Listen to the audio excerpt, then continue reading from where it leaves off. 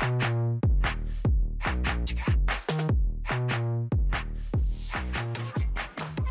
everyone, welcome to another episode of the Further Faster podcast. My name is Bede. I'm a partner and the Chief Commercial Officer here at Antler. And today I'm coming to you from London, where I am speaking to Fady Abdel-Nour, who is a general partner in our Elevate fund, one of the central pillars of the ways that we help founders right throughout their founding journey. As a reminder, if you like this episode, please don't forget to subscribe. Fady, it's so good to be with you. And there's a bit of a funny story about this because I was trying to arrange this. Like, we knew we were going to overlap in London, and I was trying to arrange this with you. And then you suddenly disappeared when I was trying to be in touch. And I don't want to give this away for where you went, but essentially you turned up 3 days later and you're like, hey, I've flown 20 hours from Singapore to be with this founder that's in a bit of trouble. And I was super impressed by this. And I think it's really quite indicative of the way that you have been running this fund and the way that you guys operate. And I said, hey, let's just get into a room and start talking about Elevate and what it does and what its role is. So you have Chris, you have Matthias, you're all flying all over the world. You're all investing in later stage companies as part of Antler's continuity fund. Why don't you tell us just briefly a little bit about Elevate and what you do? Yeah, awesome. No, thanks for that, Bede. Thanks for having me on. And sorry about that. It was a bit of a tricky situation. Look, sometimes this happens with portfolio companies. It's great now. They're very thankful for everything we did, and they're coming out kind of stronger than ever. So, but sometimes you just gotta go head down and get some stuff done. So brutal. So sorry about that, but it's good now. But yeah, I think Elevate has been a pretty strong success for Antler. Before Elevate, we had all these locations in different parts of the world. You had everyone running these incredible programs, working with these incredible founders. But as they kind of got to seed stage, there was no funding available post those funds. On average, our funds would be $30, $50, $70 million.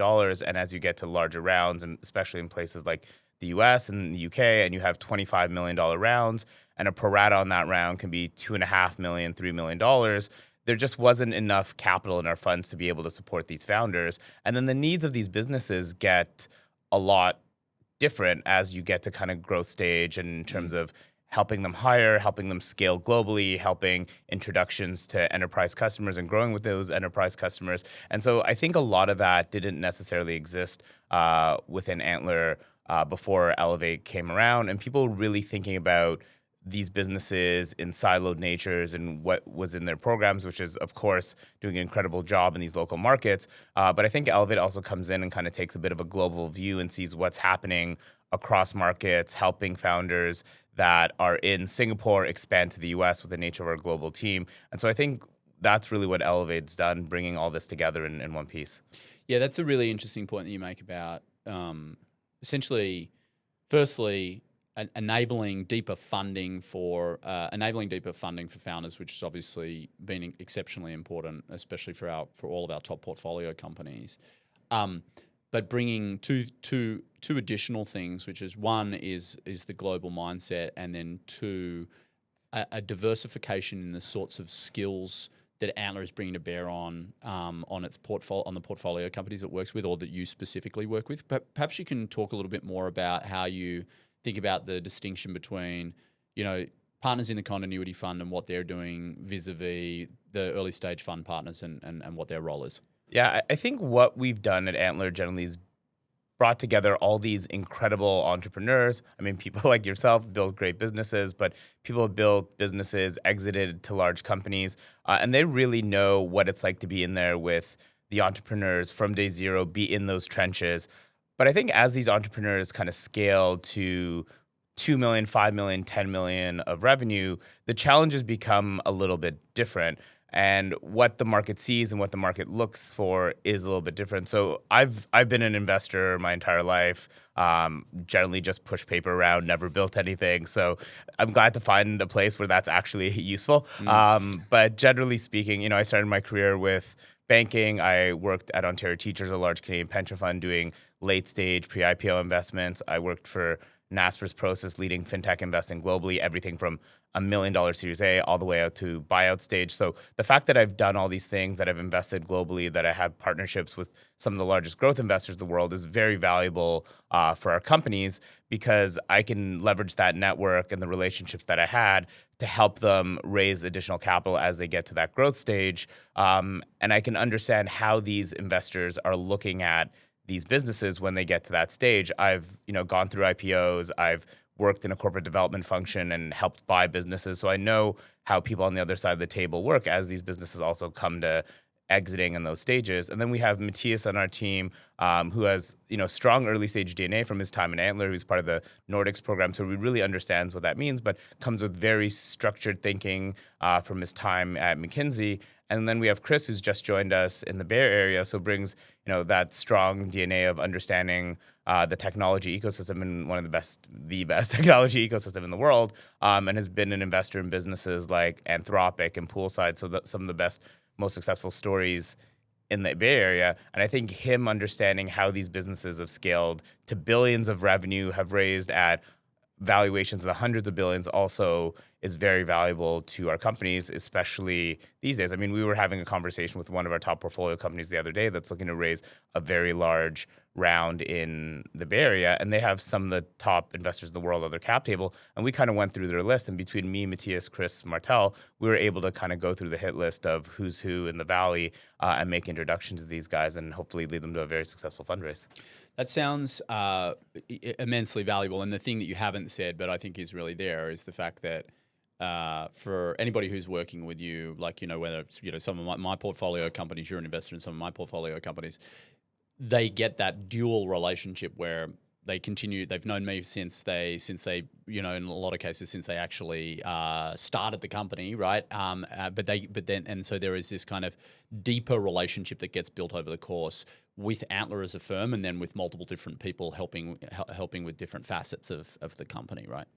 So we bring a differentiated point of view, different skill sets to them. So as mentioned, with all these relationships, and then we also provide kind of this additional capital that helps them get to Series A, B, C. And so I think this partnership that we have with the various early stage funds globally really brings a powerful combination to the founder relationship.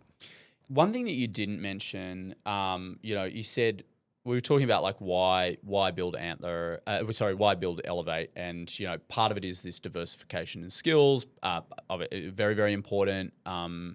Part of it is additional capital, right? Because again, if you think about all of this, this is just how does Antler, the lens is how do we continue helping founders, not just from inception through that early stage, but all the way through to the growth stage. But there was a kind of a third element that I recall, which is when we started, and at the time, I don't know whether we were 16, 17, 18 different locations around the world, so not as large as we are today, but we started seeing a lot of additional deal flow, yeah, right? And not really having the capacity to participate in that. And interestingly, having a lot of founders coming to us and saying, hey, we want to be part of this global network. We think it's incredibly valuable, but we didn't really have kind of an avenue because they hadn't joined us at inception. Tell me about how that works. Yeah, no, I think that's a great point, Bede. Thanks for bringing that up. So Antler Elevate is primarily a continuity fund. Most of what we do, and the vast majority of the capital, is targeted towards companies in the Antler ecosystem as they graduate to this growth stage. But pre-seed is very, very big. Even though we have hundreds of thousands of applicants coming through, you're never going to get them all. And for some reason or another, there might be companies that don't go through the Antler program. So as these businesses get to Series A or Series B, we want to be able to capture them through another way. And Antler Elevate allows us to do that. So if there's businesses that we see that we having gone through a program and they're incredible businesses, we can still invest in those businesses and partner with those founders at that later stage. And then we have these incredible network of programs all across the world, and we have partners that have incredible networks themselves. And so they often see things that are at the Series A stage. I mean, I probably get at least 1 or 2 inbounds a day from someone on our team at Antler that says, hey, here's an incredible founder, you should meet them. And I think, and their funds are just not set up to invest in those companies. And so we can take that at Antler, take those introductions and partner with those founders and capture with them at that later stage as well. And do these kind of what I would call direct deals, how do they get kind of incorporated into the wider Antler family, right? Like, I mean, because again, the kind of position of Elevate is saying, listen, we might not have made an inception stage investment in you, but you can still benefit from being part of the network. Yeah, I think once they're in the Antler family, they're in the Antler family, and that's verbatim what we say to them. Once you're invested in by Antler, you get access to the talent network, you get access to all our fundraising support, you get access to all the introductions and customer partnerships we have. I mean, I'll give you an example. We invested in an AI business out of Korea, which didn't come through our partnership, and our team in Korea helped us diligence that business even before it was invested in the portfolio. And then they've recently expanded into the Middle East, and they've been getting calls with our team in the Middle East to help that expansion, help them navigate some of the government relationships and whatnot in the region. So once you're in the family, and we do everything we can to support you and make sure you succeed. It's like it's kind of going in the other direction, because our original thesis was, hey, we make an investment in Australia, and then once we make an investment in Australia, Elevate comes in and they might help the company, depending on what the company's doing, it might go and help them raise in the US, or might be a big, Asia fund or European fund or whatever else. But in this case, it's kind of the different. Elevate has come into this Korean company, and now we have the early stage funds assisting with their launch into new markets, which is frankly is really cool to see. So Fady, it's primarily Elevate's primarily a continuity fund, but it's also doing these directs. More broadly, how would you describe what's novel about what we're doing? Yeah, I think what's really interesting about Antler Elevate is, we see everything everywhere. We get to tap into this network of partners across 27 different relationships. We have 1,500 portfolio companies. We get to see the data from across all these portfolio companies and really kind of benchmark everything and understand what really the best companies are. I really think there's no other fund on the planet that has this breadth globally and type of insights that we can really capture. And I think that's really powerful for our decision making. I think the second thing that's really unique about Elevate is we really get to invest in these businesses as they're inflecting. We can track them for 3 to 4 years, month over month, look at the data. And when this business is kind of coming to a point where they're really entering that hockey stick trajectory, we can kind of deploy capital there. And I think that's really powerful. And then I think lastly, it's what we spoke about a little bit earlier. A lot of funds have to choose between whether you're partnering with this operator type early stage founder or you are a later stage fund. And I think people that come into the Antler ecosystem, whether it's through the programs or they come in later on, they get this powerful network that helps them grow. And so I think this kind of unique combination is really powerful.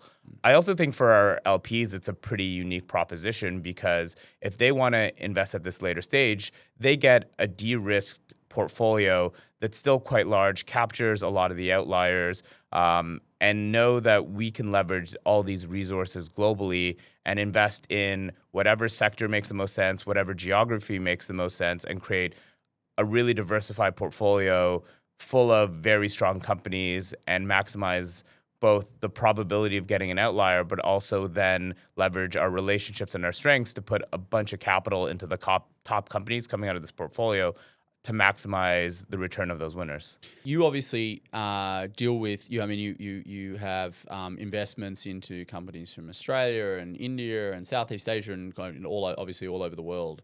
And I'm just interested, you come in at the A in a lot of those companies. Is there any kind of consistency with the sorts of things that those founders need, like the kind of learning curve that you go through with them to help them, where there's that handover from an early stage fund? I think generally speaking, when you go from, I'd say, a Series A to a Series B is probably the biggest difference. Right. I think at a seed or Series A, you're at a point where there's still product market fit and you're getting kind of this early product market fit. As you go to the Series B, you really need to expand your go-to-market motion and make sure you kind of have repeatability in that go-to-market motion. And so I think a lot of things that we do there is we've seen businesses from across the world succeed, see how they've done well, and we have a 400-person operator network that we help our founders tap into. And so there's several times where we've made introductions to businesses who have succeeded in similar spaces. I mean, we have a business out of Australia as well that is a prosumer business.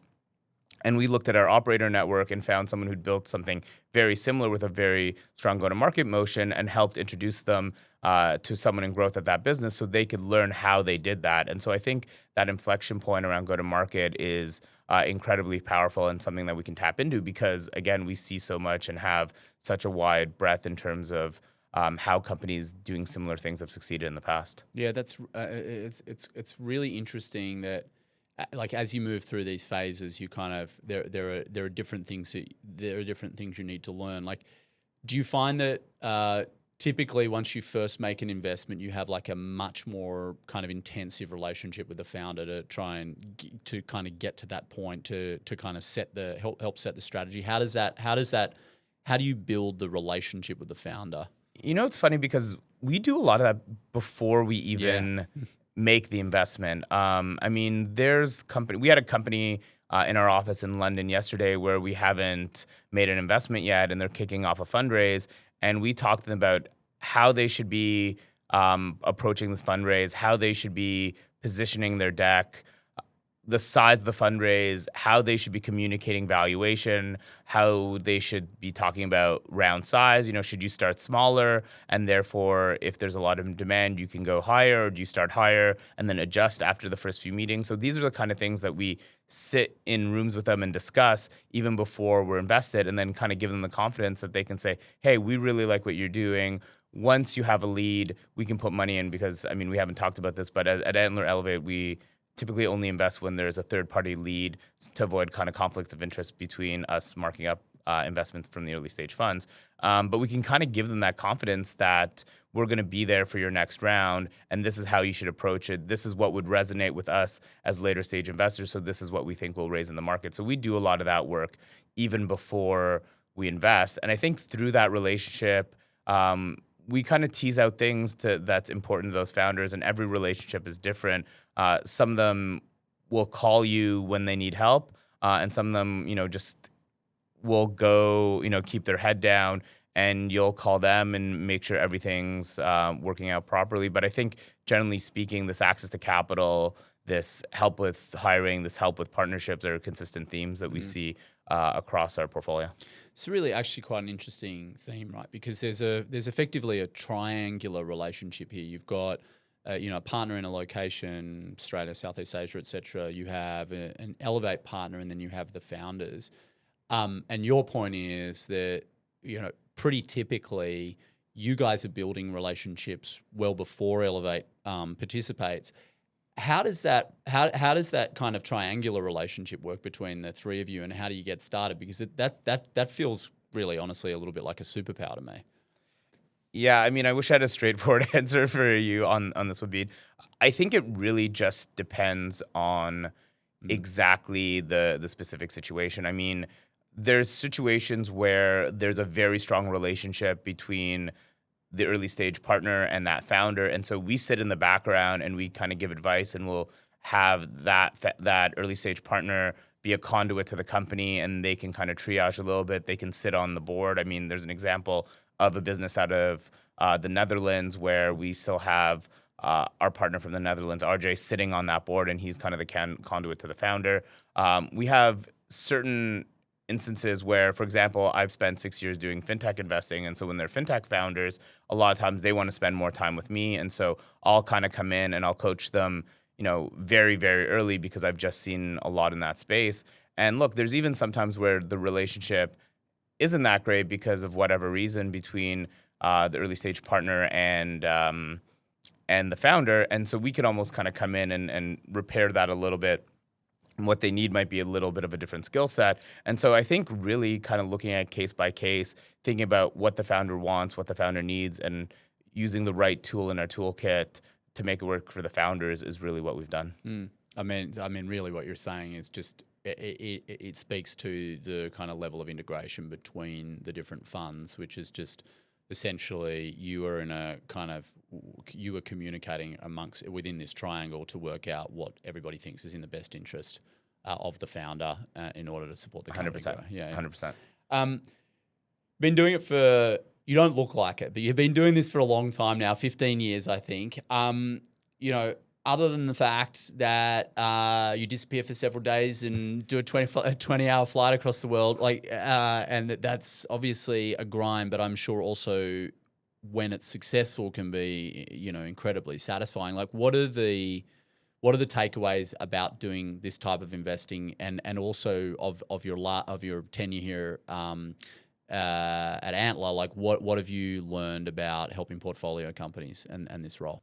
Yeah, I think I've been doing this for a while, Bede, so it's a bit of a simple answer. We've kind of figured it out, hopefully, by this point. But, we get in there, we build relationships with these founders very early. We try to deliver value and really win that right to invest very early on, even before we've kind of given them capital, and really leverage the entire scale of the global platform to give them whatever they need. And generally, that's fundraising support, that's introduction to customers, partnerships, and that's help with hiring and talent. And then I think for our LPs, it's really a diversified portfolio that's extremely well diligenced. We've been spending 3 to 4 years with these businesses before we put capital in. And then we compare that to everything else that's in the rest of the market and really benchmark and put capital towards the winners, the best opportunities of everything that we're seeing. So I think that presents a really powerful opportunity, and it's really, I think, a new type of early growth vehicle that we haven't seen in many other places in the world. I remember as an early founder in Indonesia at kind of the beginning of Indonesia's tech industry, building a company, and the thing that was extraordinarily difficult for us was finding capital, and then having capital that was going to support us through multiple rounds. It was a grind, and each round that we raised was essentially like starting all over again. And so, for me, with that background, I hear about the kind of Antler's thesis of saying, well, we want to be a capital partner through successive rounds and be helping to stimulate those rounds to come to fruition. I've always thought was this extraordinary product for founders, and think that it makes a lot of sense. But surely there are also some objections, and so perhaps it's worth talking about those, because I'm sure that you get them. Like, what do you hear? What's the pushback to what I think otherwise sounds like a great product? Yeah, I think there's a few things we commonly hear. I mean, I'd say one of them is, we try to get a lot of ownership in our top companies, and they're different funds, different LP bases, and so we see them as kind of different capital sources. But a lot of founders will see this as two different funds, and they say, well, your aggregate ownership is quite a lot. There's a lot of Antler on our cap table. I think going back to what we talked about before, we really have to earn the right to invest in these companies. And I think we've done a great job here. In a lot of our companies, we've invested 150%, 200%. There's one case we invested 800% of our kind of pro rata right into the business in the subsequent round. And so I think this is evidence that these founders buy that argument and really give us way more than even we're contractually allowed to invest. I think another one that's a bit of a source of frustration sometimes is the fact that we don't lead rounds in companies coming out of the Antler ecosystem, that they need to wait for a term sheet before we actually commit. I think we're now thinking about kind of creative ways to solve that and alternative structures where we can give the security of capital to the founders. But I think this is actually a very important one for our investors to make sure that we're not marking up assets that come out of the early stage portfolio. And so I think we're going to continue to be very disciplined there, but look at creative ways to ease the founders' concerns. And then I think some of it is a little bit of this tension between later stage, early stage DNA, and different founders want different things. And I think there we just have to continue to work with the entire platform, the Antler ecosystem, and make sure we get the founder what he wants and whether it's a Antler Elevate portfolio company or not. The face of Antler to that founder is the person that's delivering the most value. Okay, so everybody's learned that you've got a lot of frequent flyer miles.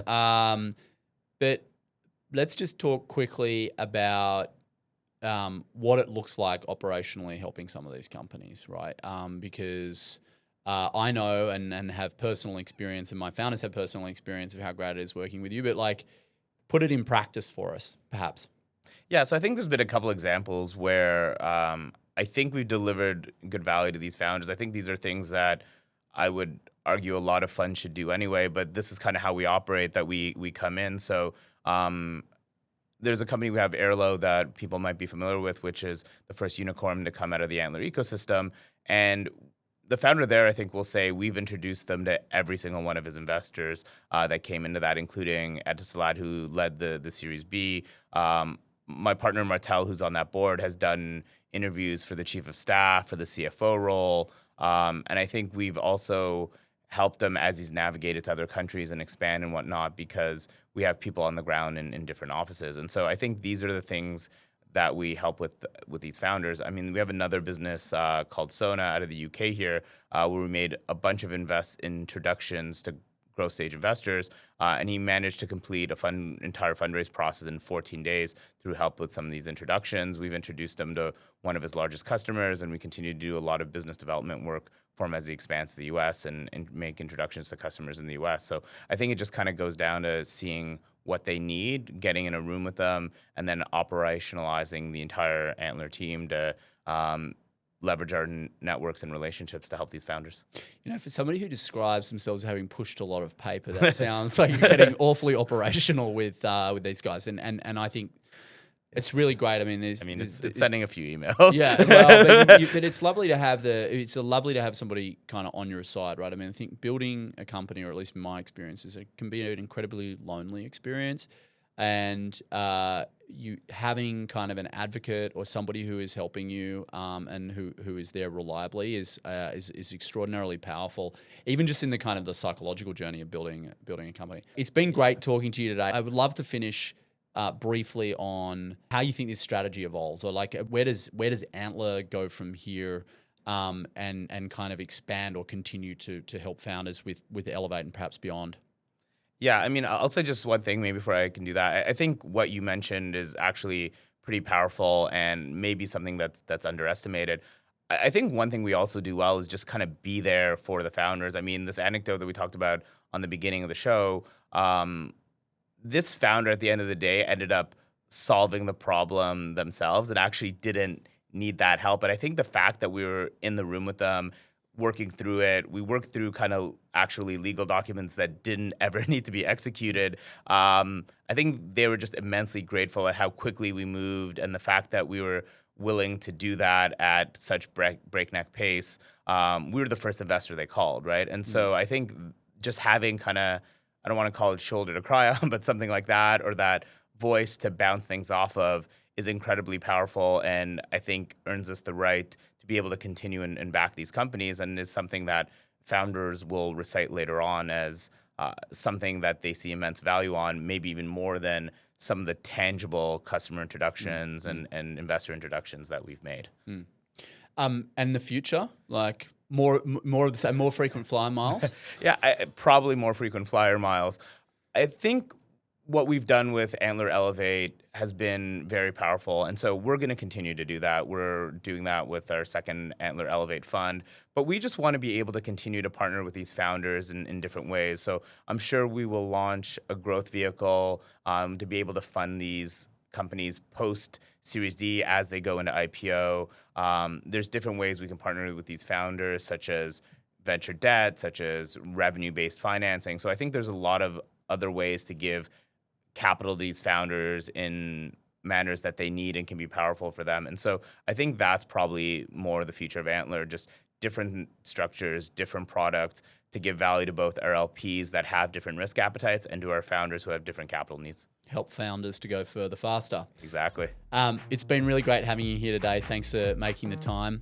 Once again, thanks for joining us on the Further Faster podcast. As a reminder, if you like what you heard here, please make sure you subscribe. Thanks very much for being with us, and talk to you next time.